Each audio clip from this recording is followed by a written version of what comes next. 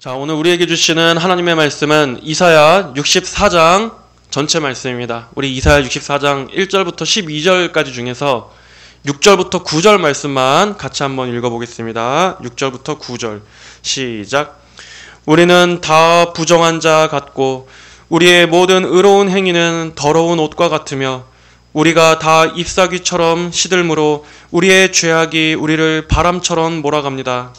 주님의 이름을 부르는 자가 없으며 분발하여 주님을 붙잡으려 하는 자도 없으니 이는 주께서 주님의 얼굴을 우리에게서 숨기시며 우리의 죄악으로 인하여 우리를 무너지게 하셨습니다.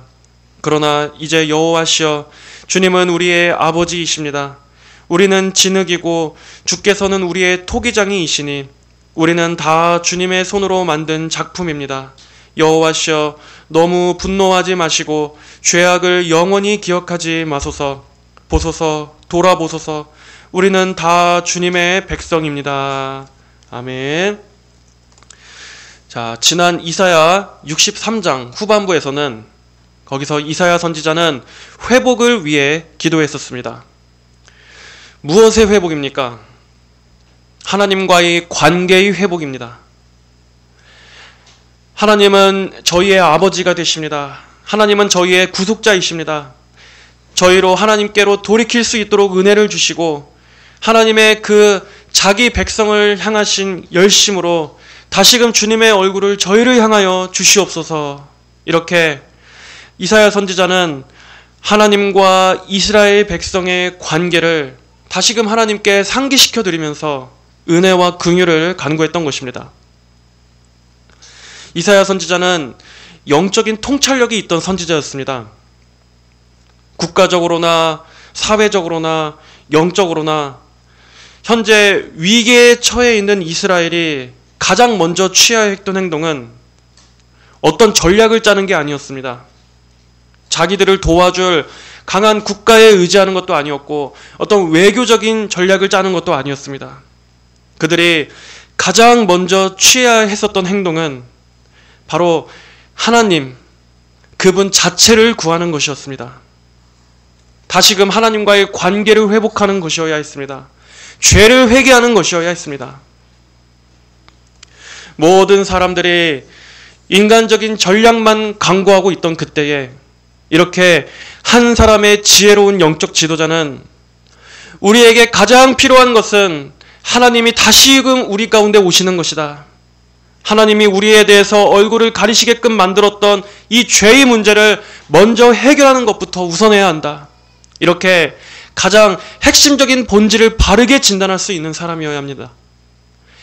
그들이 진정으로 회복될 수 있는 바른 길을 제시할 수 있는 사람이어야만 합니다. 여러분, 하나님이 함께 하시는 게 가장 중요합니다. 그 무엇보다도 지금 하나님께서 우리 편에 함께하고 계시는가? 하나님이 우리와 함께 하시는가? 우리 중에 계시는가? 이것을 먼저 점검하는 게 가장 중요합니다. 그런데 이스라엘은 정작 하나님은 그들 가운데 안 계신데 자신들은 지금 하나님께 불순종하고 있는 자리에 서 있으면서도 그들은 회의를 품었습니다. 왜 하나님께서 우리를 구원해 주시지 않는 걸까? 왜 하나님께서 저 악인들의 번성을 그냥 놔두고만 보시는 걸까? 왜 저들을 지금 즉시 심판하시지 않는 걸까? 하는 것만 생각하고 있었습니다. 하지만 방법은 명쾌합니다. 이스라엘이 회개하고 하나님께로 돌이키면 하나님께서는 다시 그들에게 긍휼을 베풀어 주시는 것입니다. 오늘날 우리도 국가적인 큰 위기와 징계 가운데 있습니까? 여러분 각자가 지금 여러 가지 어려운 상황 가운데 있습니까? 그렇다면 역시 가장 먼저 점검해야 할 것은 무엇이겠습니까? 바로 하나님과의 관계부터 점검해야 할 것입니다. 다시금 회개하여 하나님을 찾자 하는 여기에서부터 시작해야지 하나님은 없이 하나님은 없는데 온갖 인간적인 수단과 방법만 강구한다고 근본적인 해결이 되는 게 아닙니다. 교회가 하나님을 찾아야 합니다. 이 나라가 하나님을 찾아야만 합니다. 하나님을 다시 찾고 하나님을 다시 부르짖을 때 그때 하나님께서 일하셔서 이 상황을 하나님의 그 권능의 역사하심으로 타개할 수가 있는 것입니다. 오늘의 이 64장에서도 계속해서 지난번 63장 후반부의 기도의 내용이 계속 이어지고 있습니다. 오늘 64장 1절은 어떻게 시작하고 있습니까? 주께서는 하늘을 가르고 내려오소서, 산들이 주님 앞에서 떨고 불이 섭을 사르며 물을 끓이는 것 같게 하여 주님의 대적에게 주님의 이름을 알게 하시며 민족들이 주님 앞에서 떨게 하소서. 여기서 하나님께서 하늘을 가르고 내려오소서라는 뜻은 마치 하늘을 찢듯이 하나님께서 친히 신속하고 강력하게 임하여 주시옵소서라고 기도하는 것입니다. 이사야 선지자는 주여, 도무지 지금의 이 상황은 인간의 힘과 노력으로는 해결할 수가 없는 일입니다. 하나님께서 역사하여 주시옵소서. 하나님께서 지금 당장 내려와 임하여 주시옵소서. 이렇게 부르짖고 있었던 것입니다. 여러분, 이것이 오늘날 우리에게도 가장 다급하게 부르짖어야 할 기도입니다. 우리가 지금 살아가는 이 시대의 위기들, 이 환난들을 어떻게 사람의 힘으로 해결할 수 있겠습니까? 너무나 강팍한 이 시대의 불신앙들, 하나님을 대적하여 서 있는 그 마음들, 이러한 깊은 죄들을 어떻게 인간의 힘으로 정화시킬 수 있겠습니까? 무엇이 이 나라의 영적인 어둠을 거둘 수 있겠습니까? 어떻게 저 강팍한 죄인들을 주께로 돌이키게 할 수 있겠습니까? 하나님께서 오셔야 하는 것입니다. 하나님께서 임하셔야 하는 것입니다. 강력한 성령의 부흥의 역사 외에는 도저히 인간적인 해답이 없습니다. 하나님께서 하시지 않고는 소망이 없는 것입니다. 하지만 안타깝게도 교회가 정신을 못 차리고 있습니다. 하나님은 지금 징계의 매를 들고 계신데도 정작 교회는 어떻습니까? 그러한 하나님의 마음을 알지 못하고 세상에 푹 빠져서 그저 마냥 웃고 평안하다 평안하다 영적인 잠들에 빠져 있습니다. 도무지 이 시대의 징조를 분별하지 못하고 있습니다. 이 모든 총체적인 어둠, 이 영적인 이 깊은 침체를 해결할 수 있는 길은 오직 어디에 있겠습니까? 하나님께서 오시는 것입니다. 하나님의 강력한 임재가 임해서 하나님의 그 영광을 교회와 이 세상에 다시 드리워 주시는 것밖에는 없습니다. 그래서 다시금 하나님의 그 위엄이 나타나 모든 사람이, 이 세상이 하나님 앞에 두려워 떠는 그 하나님에 대한 인식이 회복되어야만 합니다. 그 일은 하나님께서만 일으키실 수 있습니다. 지금 우리 시대는 하나님을 잊어버렸습니다. 하나님이 얼마나 위엄 있으시고 얼마나 존귀하시고 얼마나 두려우신 분이신지를, 이 하나님의 영광을 다 잊어버렸기 때문에 오늘날 이 세상에 이렇게 깊은 죄악과 지금 이 어두운 영적인 미혹이 가득 덮고 있는 것입니다. 그렇기 때문에 하나님께서 친히 오셔서 하나님을 잊어버린 지금 이 시대의 사람들의 그 깊은 양심에다가 하나님의 임재를 강력하게 하나님께서 친히 직접 드리워 주셔야만 합니다. 청교도 토마스 구디는 참된 부흥은 하나님께서 하늘을 찢고 오시는 사건이다 라고 말했습니다. 우리에게는 이러한 은혜가 필요합니다. 비상한 시기에는 하나님의 비상한 은혜, 비상한 역사가 더 절받게 필요한 것입니다. 이 나라에 다시금 하나님이 임하여 주시옵소서. 점점 장차 이 국가의 존속마저 위협받고 있는 이 침몰해가는 이 나라를 위해서 하나님께서 하늘을 가르고 속히 임하여 주시옵소서. 모든 교회가 간절히 부르짖어야 할 때입니다. 그래서 교회에서부터 회개하고 교회 안에서부터 형식적인 종교 생활들이 다 깨어지고 우리 성도들 각자의 그 심령에서 하나님에 대한 회개가 터져 나올 때, 그때야 비로소 하나님께서 행하시는 그 진정한 회복의 역사가 임할 것입니다. 그러지 않고는 소망이 없습니다, 여러분. 우리는 이를 위해 정말 절박하고 절실하게 간절하게 기도해야 할 것입니다. 2절에 불이 섭을 사르며 물을 끓이는 것 같게 하여 주님의 이름을 알게 하시며 민족들이 주님 앞에서 떨게 하소서. 이사야 선지자는 하나님의 백성들을 대적하는 모든 대적자들에게 지금 강력한 하나님의 심판의 손이 나타나 주시기를 기도하고 있습니다. 여기서 주님의 이름을 알게 하시며 라는 것은, 이 안다는 것은 체험적으로 아는 것을 말합니다. 하나님께서 악인들에게 강력하게 나타나셔서 그 누구도 하나님의 현존과 권능을 감히 부인할 수 없게끔 압도적으로 역사해 달라는 것입니다. 우리가 하나님에 대하여 알아야 할 것은 하나님께서는 심판을 통해서도 영광을 받으신다는 것입니다. 하나님의 권능은 구원을 통해서만 나타나는 것이 아닙니다. 하나님은 심판을 통해서도, 악인들을 멸망시키심을 통해서도 하나님 자신의 영광을 드러내십니다. 어떤 영광입니까? 교회의 대적자들을 심판하심으로써 하나님이 교회 위에 좌정하신다고 하는, 자기 백성을 사랑하시는 하나님으로서의 영광을 나타내실 것입니다. 또 세상 마지막 때에 악인들을 하나님의 심판대 앞에 서게 하심으로써 공의의 하나님이심을 드러내실 것입니다. 악인들은 지금은 도저히 어디에 하나님이 어디 있냐, 하나님을 두려워하지도 않고 인정하지도 않지만 심판날이 임할 때 그들은 하나님이 얼마나 크신 권능의 하나님이신지를 알게 될 것입니다. 자기들이 대적한 분이 얼마나 두려운 분이신지를 그들은 알게 될 것입니다. 이 심판이 지금 당장 우리가 바라는 때는 아닐 수 있습니다. 그러나 장차 마지막 때에는 반드시 심판이 있습니다. 분명히 심판이 있습니다. 그러므로 여러분, 지금 이 세상은 그저 아무 목적 없이, 아무 방향 없이 가고 있는 게 아닙니다.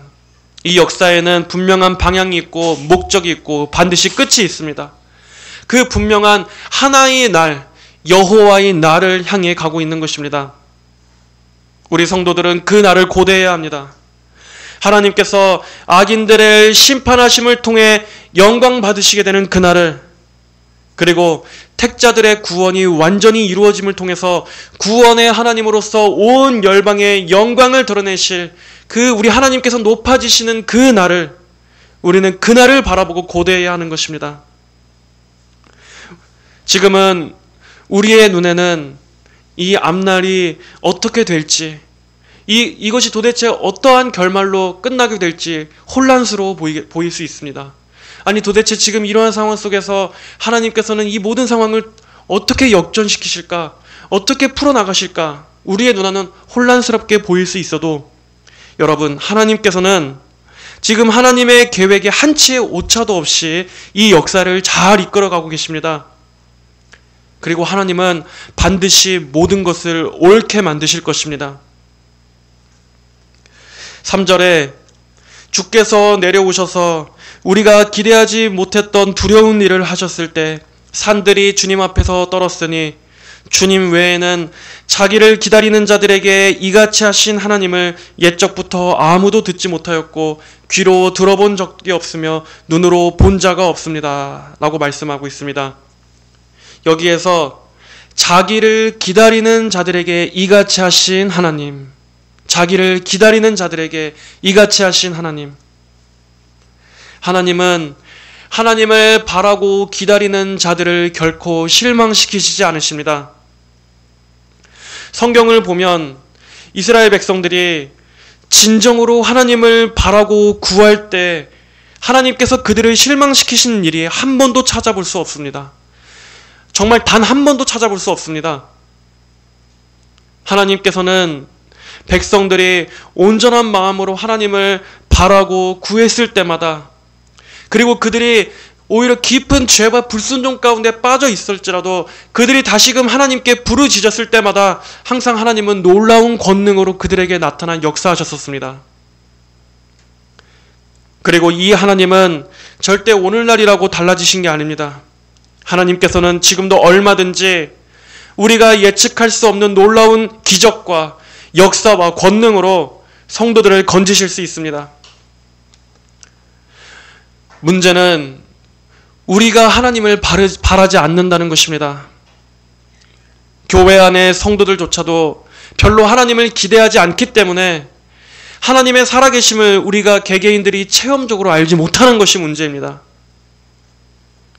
하지만 하나님의 전능하심을 제한해서는 안 됩니다. 우리가 다시금 하나님만을 유일한 구원이자 우리의 살 길로 여기고 절대적으로 하나님만을 구한다면 하나님께서는 우리가 알지 못하는 놀라운 구원의 방법이 하나님께는 수천, 수만, 무한대로 있는 분입니다. 하나님은 나를 바라는 자는 수치를 당하지 아니하리라 분명히 약속하셨습니다. 하나님을 정말 바라고 있습니까? 하나님을 온전히 앙망하고 있습니까? 여러분, 우리에게는 하나님 외에는 구원이 없습니다. 우리 성도들은 이것을 아주 뼛속 깊이, 아주 마음 깊이, 아주 가슴에 박아놔야 합니다. 하나님 외에는 성도에게는 절대 구원이 없습니다. 어디에도 도움이 없습니다. 그러므로 성도 여러분들은 하나님을 더욱더 크게, 절대적으로 전능하신 하나님으로서 믿어야만 합니다. 이 마지막 때에는 더욱더 이 큰 믿음이 필요한 것입니다. 5절 이하에 주께서 기쁘게 공의를 행하는 자와 주님의 길을 지키며 주님을 기억하는 자들을 만나주시는데 보소서 우리가 죄를 지음으로 주께서 노하셨습니다. 우리가 오랫동안 죄 가운데 있었으니 우리가 어찌 구원을 얻겠습니까? 하나님은 항상 하나님을 사랑하고 경외하는 자들을 위해서 늘 은혜를 주시기를 원하시는 분이십니다.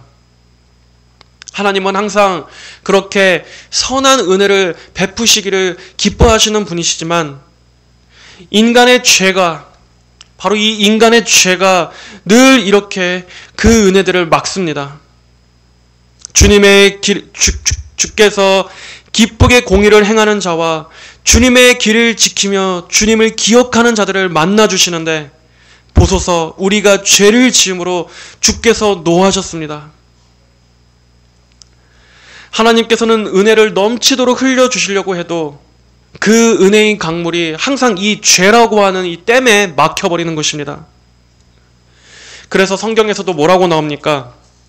이사야 59장 2절에서도 오직 너희의 죄악이 너희와 너희 하나님 사이를 갈라놓았고 너희의 죄가 그분의 얼굴을 가렸다라고 말하지 않습니까? 그래서 하나님이 듣지 않으시게 했다고 말씀하지 않습니까? 이렇게 늘 죄는 하나님으로부터 오는 모든 선하고 좋은 것들을 막는 것입니다. 왜 사람들의 인생에, 가정에 여러 가지 불행들이 있습니까? 왜 그렇게 저주받은 것만 같은 그 재앙들이 있습니까? 거의 대부분은 다 죄 때문입니다. 여전히 하나님의 진노를 사고 있는 그러한 죄들을 지금 회개하지 않고 있는 게 있기 때문입니다. 그러면서 왜 하나님은 내게 은혜를 베푸시지 않을까? 하나님 탓을 하고 남 탓을 하고 환경 탓을 하고. 그러나 사실 그 가장 근본적인 그 밑에는 아직도 자기가 붙잡고 있는, 놓지 못하는 죄 때문일 수도 있습니다.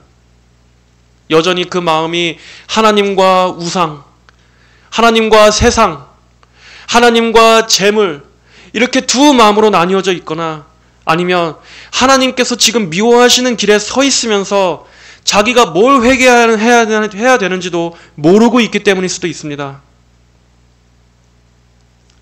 이렇게 항상 하나님은 은혜를 주시고자 늘 그렇게 마음 가득히 선한 것들을 항상 주시고자 하시는데도 그런 하나님을 진노케 할 만큼 우리 인간의 부패함은 얼마나 깊은 것입니까? 이 인간의 죄란 얼마나 깊습니까? 그리고 바로 다음 절에서 우리 인간이 얼마나 전적으로 타락한 죄인인지가 나옵니다. 6절 우리는 다 부정한 자 같고 우리의 모든 의로운 행위는 더러운 옷과 같으며 우리는 다 잎사귀처럼 시들므로 우리의 죄악이 우리를 바람처럼 몰아갑니다. 여기서 이 우리는 결국 모든 인간입니다. 어느 특정한 누구만이 아니라 모든 사람, 저와 여러분, 그리고 이 세상의 아담의 후손 전체의 모든 인간을 다 말하는 것입니다. 우리는 다 부정한 자 같고 우리의 모든 의로운 행위는 더러운 옷과 같으며 인간 자체가 죄로 인해서 하나님 앞에 바르고 선한 것이라고는 찾아볼래야 찾아볼 수도 없는, 눈꼽만치도 없는 다 타락하고 한 가지로 무익한 더러운 죄인일 뿐이라는 것입니다. 심지어 우리가 한다고 하는 그 의로운 행위까지도, 내가 선하다고 생각하는 행위 자체도 여기에서는 뭐라고 하고 있습니까? 더러운 옷과 같다. 하나님께서 보시기에는 다 죄로 옷 입고 있는 것입니다. 아무리 명품으로 치장하고 아무리 고상한 척해도 거룩하시고 의로우신 하나님의 눈앞에 비춰본다면 다 더럽고 부정하고 죄로 썩고 오염된 다 그런 죄인들일 뿐이다. 하나님 앞에 설 수 없는 부정한 존재들일 뿐이다. 그래서 하나님을 진정으로 만나게 되면 사람은 가장 먼저 어떤 반응이 나타나느냐? 자기의 죄를 절실히 인정하게 됩니다. 자기가 얼마나 끔찍한 존재인지를 알게 됩니다. 그래서 그저 나올 수 있는 말이라고는 주여 저는 죄인입니다 라는 이러한 고백밖에는 나올 수 있는 게 없습니다. 저는 죄인입니다. 마치 베드로가 예수님 앞에 처음 그 눈이 열렸던 것처럼 주여 저는 죄인입니다. 저를 떠나소서. 마찬가지로 하나님의 거룩하심 앞에 우리가 영적으로 성령께서 하나님의 임재 앞에 우리를 서게 하실 때 우리에게서 나올 수 있는 말이란 죄인, 나는 은혜가 필요한 죄인이구나. 나는 전적인 긍휼이 필요한 죄인이구나. 불쌍히 여김이 필요한 죄인이구나. 그래서 오직 하나님의 용서와 자비 외에는 하나님 앞에 달리 말할 수 있는 게 없는 자처럼 느껴집니다. 사람이 자기가 죄인이라는 것을 모르기 때문에 다들 교만한 것입니다. 자기가 얼마나 부정하고 죄로 부패한 존재인지를 모르기 때문에 그렇게들 자기 스스로를 우상화시키는 것입니다. 자기 자신을 그렇게 사랑하는 것입니다. 하지만 자기의 죄를 알면 이 세상에서 나만큼 악한 사람이 없습니다. 나 자신만큼 더럽고 교만하고 정말 기겁할 정도로 나만큼 악한 내 안에 깊은 무덤이 있습니다. 내 안에 깊은 지옥이 있습니다. 그런데 이런 나를 하나님께서 여전히 살아있게 하시고 거기다가 예수님의 대속의 은혜로 구원해 주셨다는 사실만으로 그 외에 뭐 더 바랄 게 뭐가 있겠습니까? 그것만으로 너무나 감사하고 과분한 것입니다. 그래서 하나님의 죄를 깨닫게 하시는 은혜가 가장 귀한 것입니다. 죄를 깨닫게 되어야지 겸손해지게 되고 감사해지게 됩니다. 어떻게 감히 하나님께 불평 불만을 할 수가 있습니까? 또 우리가 다 잎사귀 같이 시들므로 라고 하고 있습니다. 죄는 영적인 생명을 마르게 합니다. 생명의 근원이신 하나님으로부터 끊어지게 만든 것이 죄이기 때문에 생명이신 하나님으로부터 떠나 있는, 끊어져 있는 모든 사람은 다 그 영적으로 죽어 있습니다. 그리고 또 죄는 하나님과의 교제를 잃게 만들고 하나님과의 교제가 식어지면 우리 영혼은 어떻게 됩니까? 하나님으로부터 멀어지고 하나님과의 관계가 끊어지고 예배의 자리에서 멀어지고 기도의 자리에서 떠나면 우리의 영혼도 마른 가지처럼 말라버립니다. 그리고 우리의 죄악이 우리를 바람처럼 몰아갑니다 라고 하였습니다. 이 말씀은 인간이 죄로 부패한 존재이기 때문에 죄의 힘과 그 권세에 속수무책으로 끌려다닐 수밖에 없다는 존재라는 것입니다. 인간은 인간 안에 있는 이 죄의 본성에 끌려다니게 됩니다. 그래서 죄의 종로로 탄다고 성경이 말씀하는 것입니다. 죄가 우리의 머리가 돼서 마치 그 달리는 마차처럼 죄가 우리를 항상 이끌어갑니다. 죄의 힘, 그 죄의 그 강력한 힘이 나의 생각, 나의 욕망, 나의 선택, 나의 결정, 내 목표, 내 삶의 방향, 나의 취향, 나의 기호, 나의 감정, 내가 사랑하는 모든 것들에 영향을 다 미쳐서 항상 인생과 영혼 전체가 늘 이 죄라는 방향으로 기울어질 수밖에 없게끔 이렇게 죄가 사람을 좌지우지 끌고 다닌다. 이것이 바로 죄인의 특성입니다. 모든 인간의 특성입니다. 사람이 예수님을 믿고 은혜로 거듭나기 이전에는 그전에는 다 이런 죄의 노예 상태인 것입니다. 7절에 주님의 이름을 부르는 자가 없으며 분발하여 주님을 붙잡으려 하는 자도 없으니 이는 주께서 주님의 얼굴을 우리에게서 숨기시며 우리의 죄악으로 인하여 우리를 무너지게 하셨습니다. 하나님께 스스로 나아갈 수 없는 이 죄인의 영적인 무능력을 말씀하고 있습니다. 거듭나기 전에 인간은 절대로 스스로 하나님께 나아갈 수 없습니다. 하나님께 스스로 회개할 수도 없고 하나님을 스스로 찾을 수도 없습니다. 그렇기에 인간이 자유의지로 하나님을 찾을 수 있다고 말하는 그러한 목회자들의 설교가 잘못된 것입니다. 인간은 결코 자발적으로 하나님을 찾을 수 있는 영적인 능력이 없습니다. 그러고자 하는 마음도 없습니다. 하나님께 대해 완전하게 깜깜하게 죽어 있는데 어떻게 인간 스스로 하나님을 향해 발을 내디딜 수 있겠습니까? 그런데 그런 우리가 어떻게 하나님께로 나아가게 됩니까? 하나님께서 은혜로 하나님께로 불러주셨기 때문에 이끌어 주셨기 때문에 하나님께 나아갈 수 있는 거지 하나님의 선행하는 은혜가 아니라면 죄인 편에서 먼저 자발적으로 분발해서 하나님께 내가 나아가야지 그 누구도 그럴 수 없는 것입니다. 그러한 열망조차 하나님께서 주시는 것입니다. 자기의 죄인됨을 깨닫게 하시는 것도 하나님의 전적인 은혜요. 내가 그리스도께 나아가지 않고서는 도무지 살 수가 없구나. 구원과 생명이 없구나 하고 예수 그리스도를 붙잡고 그 절박함을 느끼는 그 마음의 동함도 하나님께서 부어주시는 것입니다. 그리고 믿음도 하나님께서 주시는 것입니다. 이는 주께서 주님의 얼굴을 우리에게서 숨기시며 우리의 죄악으로 인하여 우리를 무너지게 하셨습니다. 그래서 하나님께서는 죄 때문에 스스로 얼굴을 가리우십니다. 하나님은 죄인들을 돌이키시려 하실 때 하나님께서 먼저 죄의 고통스러운 쓴맛을 보게 하십니다. 그래서 하나님이 없는 삶이 얼마나 비참하고 목마르고 곤고한지를 체험적으로 깨닫게 하십니다. 여기서 무너지게 하신다 하는 것은 하나님께서 하나님 없는 인생들의 삶을 붕괴시키신다는 말입니다. 그래서 하나님은 설령 하나님께서 구원으로 예정하신 자들을 하나님께로 부르실 때도 먼저 그 인생에 많은 것들을 무너뜨리십니다. 그래서 철저하게 바닥까지 가게 하고 실패하게 하고 자기의 의를 포기하게끔 그러니까 스스로 자기 자신의 자신만만한 것들을 깨트리시는 것입니다.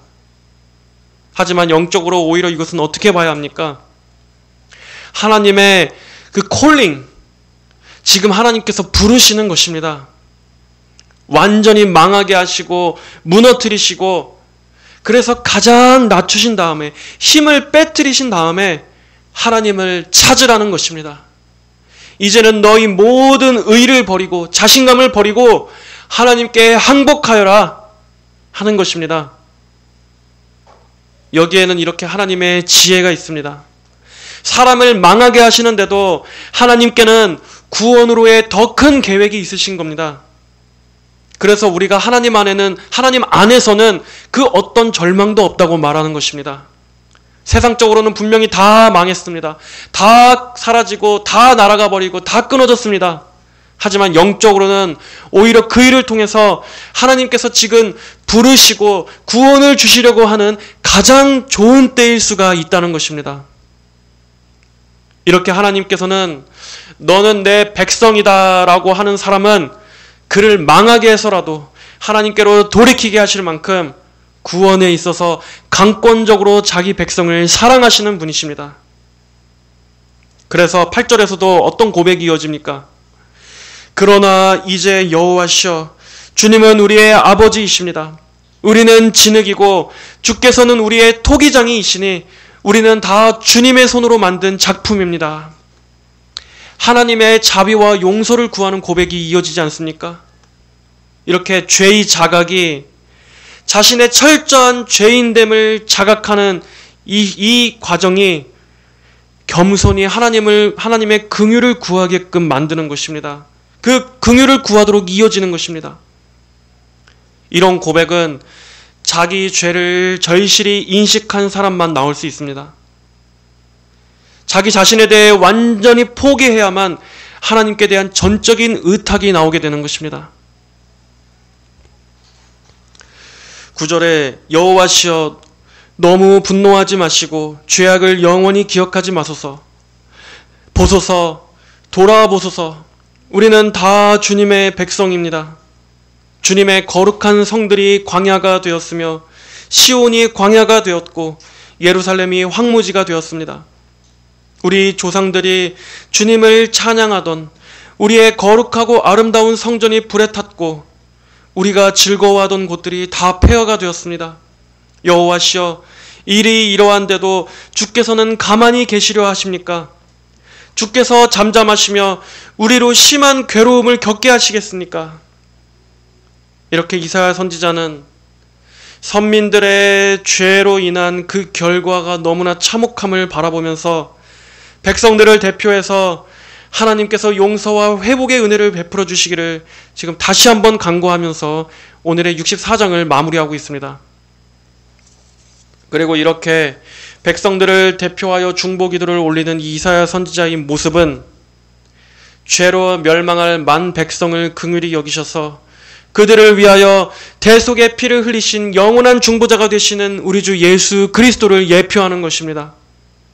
그리고 하나님께서는 이렇게 인간이 죄와 고통으로 멸망 중에 있는 그 상태 그대로 놔두시지 않으시고 하나님의 독생자 예수 그리스도를 보내주셔서 단순히 정치적 국가적 해방이 아닌 그리스도의 십자가를 통해 진정한 구원, 더 궁극적인 구원, 영원한 영생으로의 그 구원, 그 완전한 건지심을 마련하신 것입니다. 그렇습니다. 여러분, 그러므로 우리는 오늘 말씀을 통해서 무엇을 배울 수 있습니까? 하나님께서는 언제나 은혜의 팔을 넓게 벌리시고 자기 백성들을 구원하실 마음이 가득가득하신 분입니다. 그러나 그런 하나님의 얼굴을 가리게끔 만든 것은 무엇입니까? 바로 죄입니다. 우리의 죄입니다. 항상 죄는 하나님의 풍성한 은혜를 누리지 못하게끔 걸림돌이 되는 것입니다. 그러므로 여러분, 지금 진정으로 필요한 게 뭐겠습니까? 지금 이러한 시대에 우리가 정말 시급하게 취해야 하는 가장 첫 번째 행동은 무엇이겠습니까? 바로 회개입니다. 회개입니다. 회개하게 되는 게 복입니다. 말씀을 통해서 회개의 메시지가 들려지는 때가 복이고 그나마 아직 소망이 있는 때라는 증거입니다. 회개하라는 음성이 양심에 계속 메아리치는 그것이 아직 구원의 때가 남아있다는 것입니다. 아직 구원의 여지가 남아있다는 것입니다. 정말 무서운 것은 그 누구도 회개하라고 말하지 않는 때입니다. 하나님께서 교회를 다 전부 잠들게 해서 교회에서마저도 이 강단에서마저도 그 어디에서도 회개하라는 촉구가 들려지지 않는 그때, 바로 그때는 정말 하나님의 징계, 그 심판의 때가 임했다는 뜻입니다. 그러나 여러분, 아직까지는 돌이켜야 한다라는 그러한 나팔 소리가 그래도 외쳐지고 있습니다. 그래도 아직은 회개의 촉구가 살아 있습니다. 지금 이 나라, 이 땅의 교회와 이 나라의 영적 상황, 이것을 우리 인간의 무슨 수로 타개할 수 있겠습니까? 오늘 말씀처럼 하나님께서 강림하시기를 간구하는 것밖에 없습니다.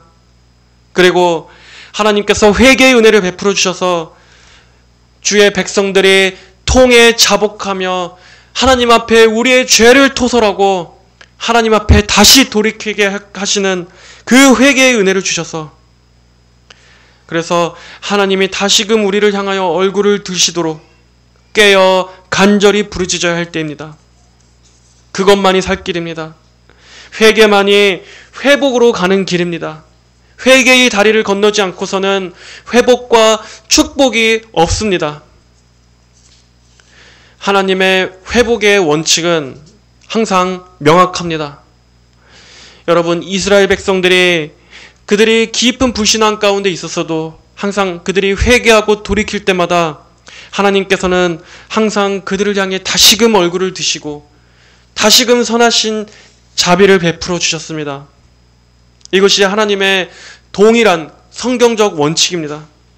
역대하 7장 14절에 내 이름으로 일컫는 내 백성이 그 악한 길에서 떠나 스스로 겸비하고 기도하여 내 얼굴을 구하면 내가 하늘에서 듣고 그 죄를 사하고 그 땅을 고칠지라.